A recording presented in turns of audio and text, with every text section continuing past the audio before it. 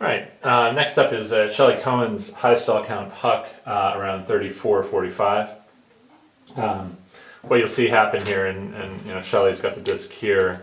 There's two handlers back. There's some confusion with the brute handlers going on here, and it creates a high stall problem. And what I want to highlight is Shelley makes a great play here, and it's not that it's complete in the end zone. I mean, this is a 50-50 pass, but Shelley recognizes a high stall count problem and puts the disc down, just punts it down the field, but she punts it in a very smart way. She's not just blindly throwing it. She doesn't throw it out the back or out of bounds or to an area where there's no brute defender. She gives her team an opportunity, and that is all you want to do in this situation. Is you're by definition here, you're in a terrible situation. You've got a high stall count. Something has gone wrong. In this case, it was a little mixed up with the brute handlers, but it's fine. It doesn't matter what it was. Something's gone wrong. She's got a high stall count. And she just, instead of blindly punting down the field, she punts it in a way that gives her team an opportunity.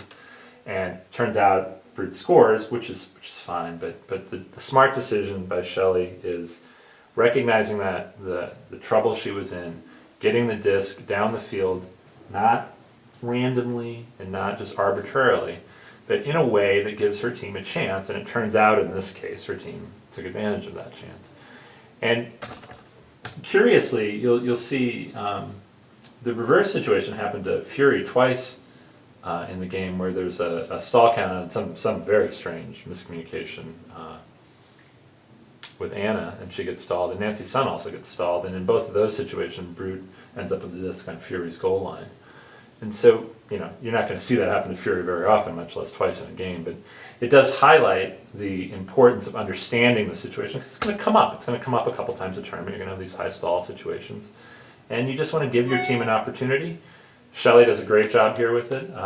Later on, around 1:30, or maybe 1:31 in the game film, eBay also does a nice job on this with an interesting little skewer into the end zone that also scores on a high stall. So this is something that it's a small part of the game, but it's a piece of the game that happens pretty often, and give Shelley a lot of credit here, and give eBay a lot of credit in her spot. They did a really good job.